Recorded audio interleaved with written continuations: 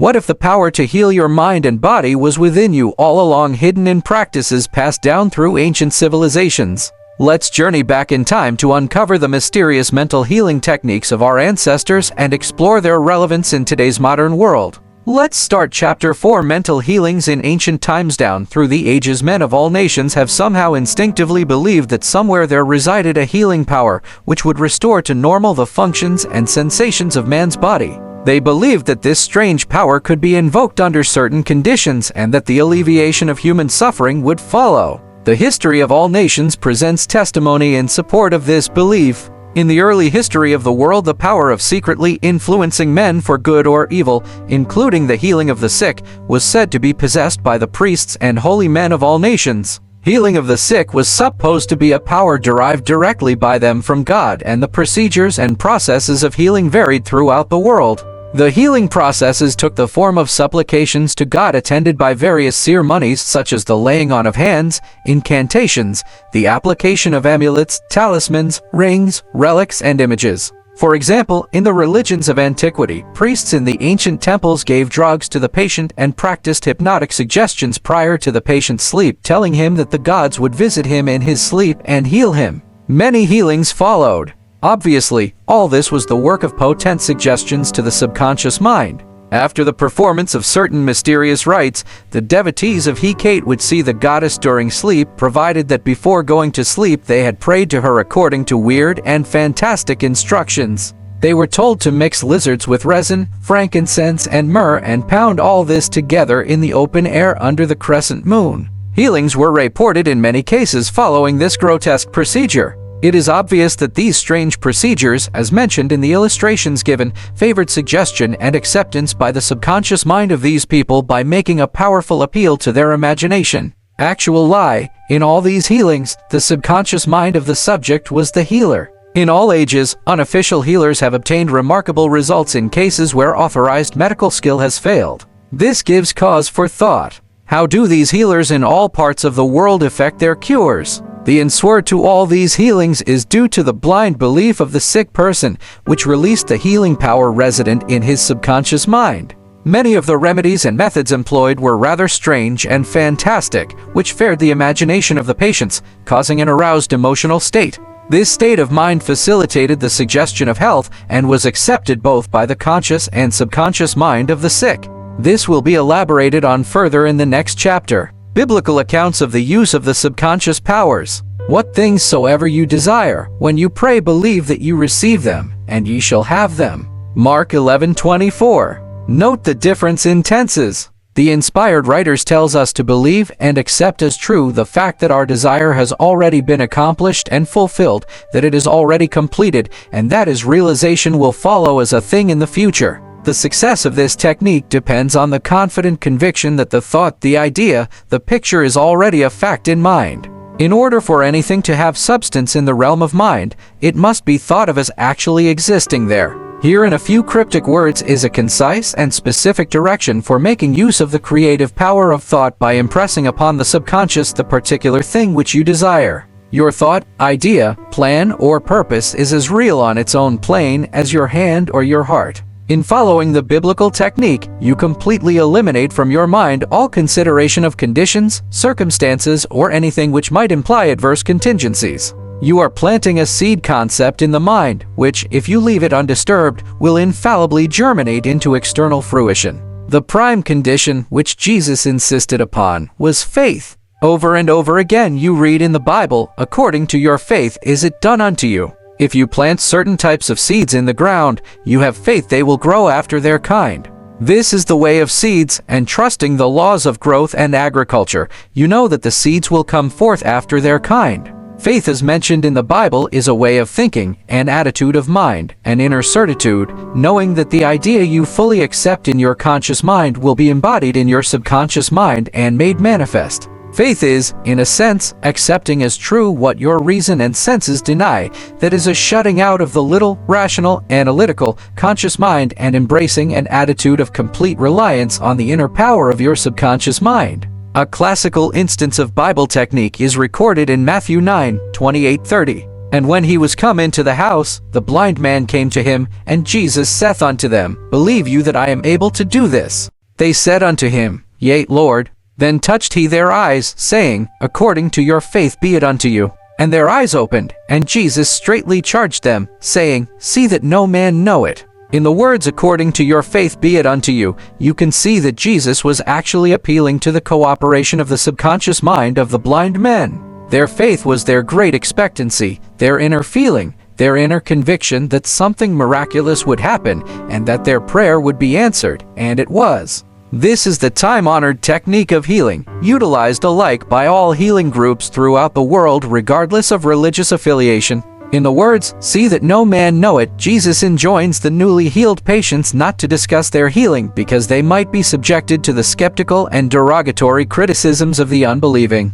This might tend to undo the benefits they had received at the hand of Jesus by depositing thoughts of fear, doubt, and anxiety in the subconscious mind, for with authority and power he commanded the unclean spirits, and they came out. Luke 4:36. When the sick came to Jesus to be healed, they were healed by their faith together with his faith and understanding of the healing power of the subconscious mind. Whatever he decreed, he felt inwardly to be true. He and the people needing help were in the one universal, subjective mind, and his silent inner knowing and conviction of the healing power changed the negative, destructive patterns in the patient's subconscious.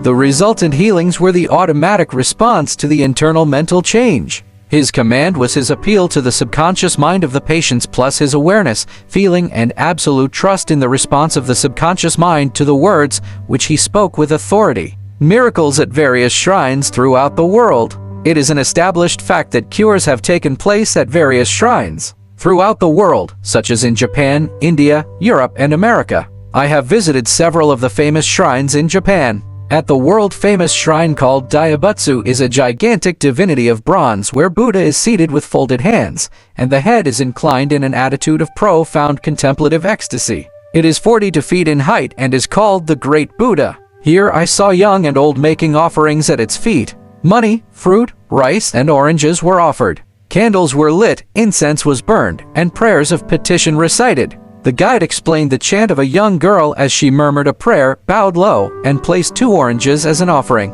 She also lit a candle. He said she had lost her voice, and it was restored at the shrine. She was thanking Buddha for restoring her voice. She had the simple faith that Buddha would give her back her singing voice if she followed a certain ritual, fasted, and made certain offerings. All this helped to kindle faith and expectancy, resulting in a conditioning of her mind to the point of belief. Her subconscious mind responded to her belief. To illustrate further the power of imagination and blind belief, I will relate the case of a relative of mine who had tuberculosis. His lungs were badly diseased. His son decided to heal his father. He came home to Perth, Western Australia, where his father lived, and said to him that he had met a monk who had returned from one of the healing shrines in Europe.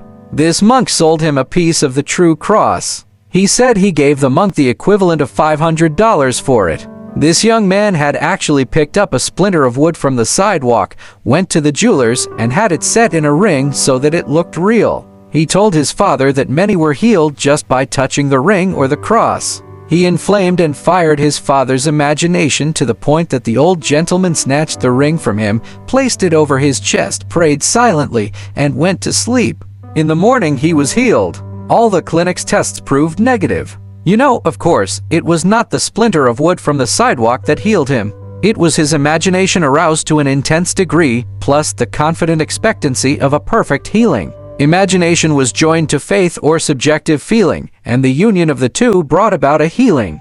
The father never learned of the trick that had been played upon him. If he had, he probably would have had a relapse. He remained completely cured and passed away 15 years later at the age of 89. One universal healing principle is a well-known fact that all of the various schools of healing effect cures of the most wonderful character. The most obvious conclusion, which strikes your mind, is that there must be some underlying principle, which is common to them all, namely, the subconscious mind, and the one process of healing is faith. It will now be in order to recall to your mind once more the following fundamental truths. First, that you possess mental functions which have been distinguished by designating one the conscious mind and the other the subconscious mind. Second, your subconscious mind is constantly amenable to the power of suggestion.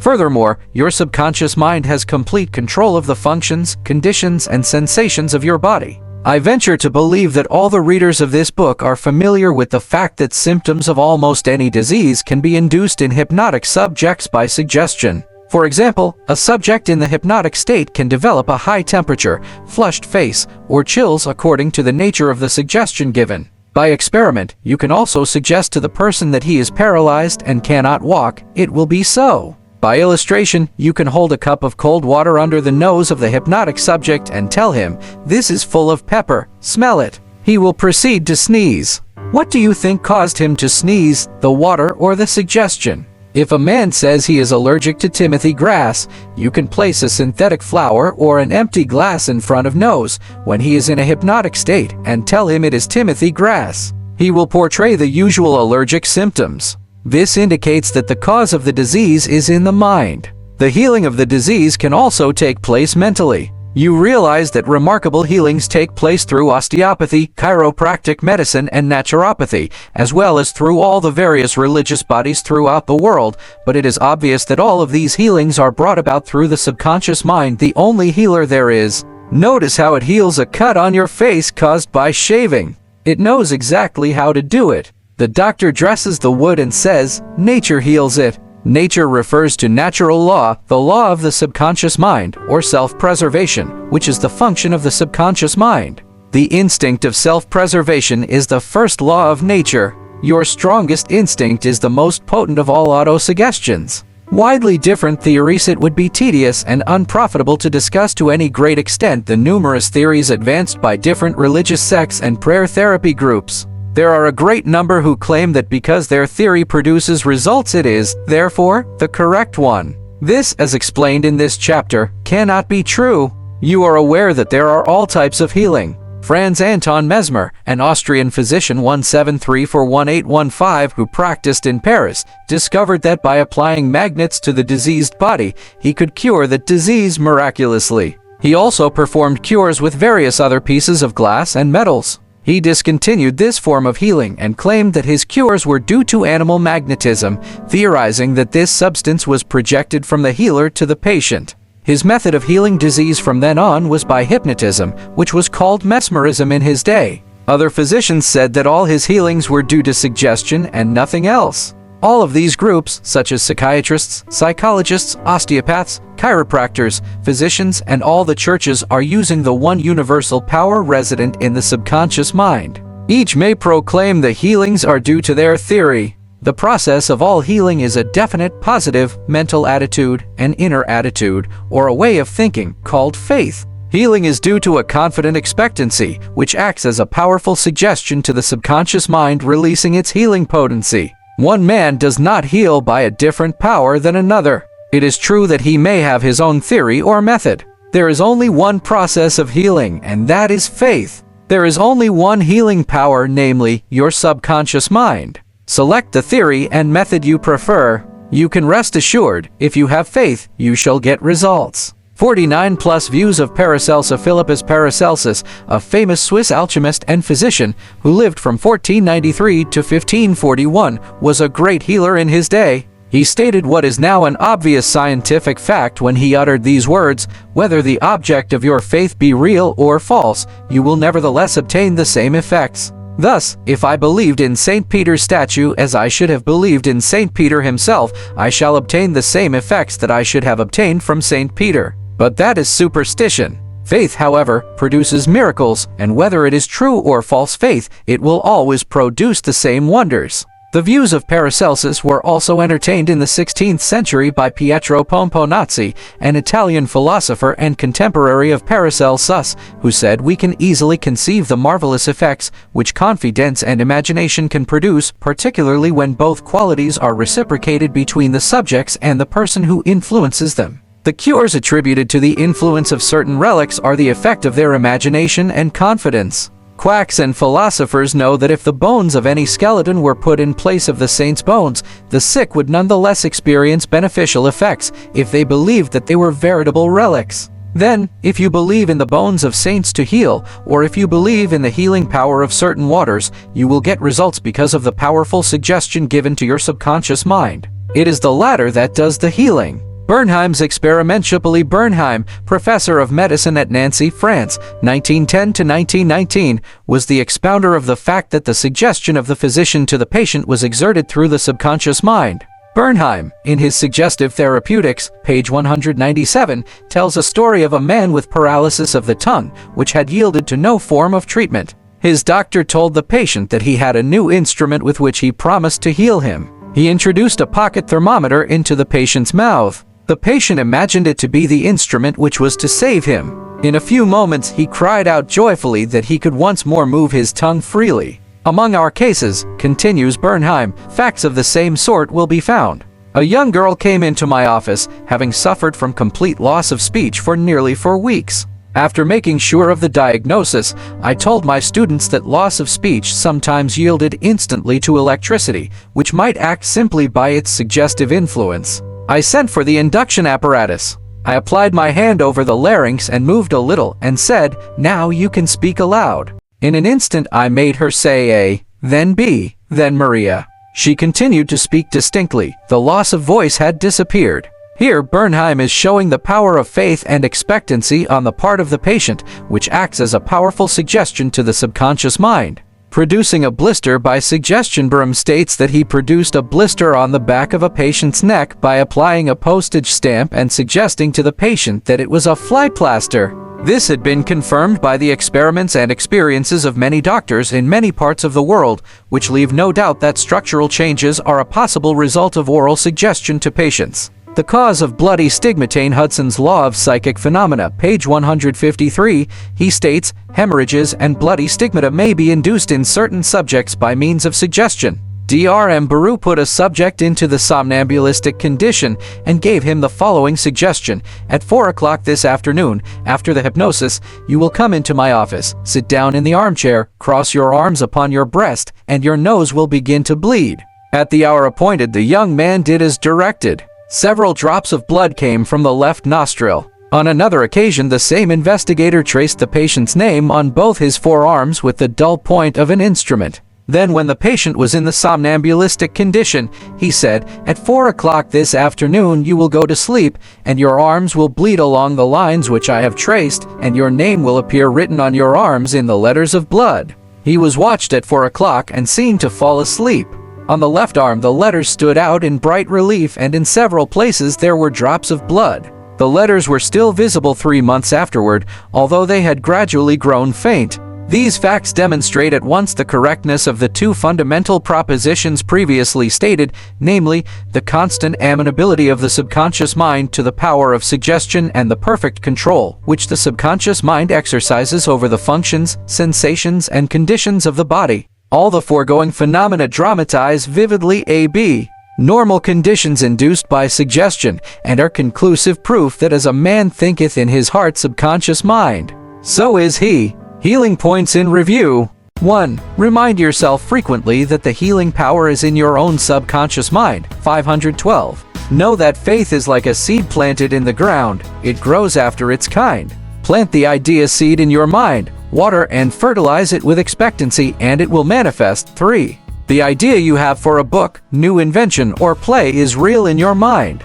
This is why you can believe you have it now. Believe in the reality of your idea, plan, or invention, and as you do, it will become manifest. 4. In praying for another, know that your silent inner knowing of wholeness, beauty, and perfection can change the negative patterns of the other's subconscious mind and bring about wonderful results. 5. The miraculous healings you hear about at various shrines are due to imagination and blind faith, which act on the subconscious mind, releasing the healing power. 6. All disease originates in the mind. Nothing appears on the body unless there is a mental pattern corresponding to it. 7. The symptoms of almost any disease can be induced in you by hypnotic suggestion. This shows you the power of your thought. 8. There is only one process of healing, and that is faith. There is only one healing power, namely, your subconscious mind. 9. Whether the object of your faith is real or false, you will get results. Your subconscious mind responds to the thought in your mind. Look upon faith as thought in your mind, and that will suffice. As we've seen, the ancient world was rich with wisdom about mental healing. But how did these practices evolve into the modern techniques we know today? In the next chapter, we'll explore the fascinating bridge between ancient traditions and contemporary mental health breakthroughs. Stay tuned!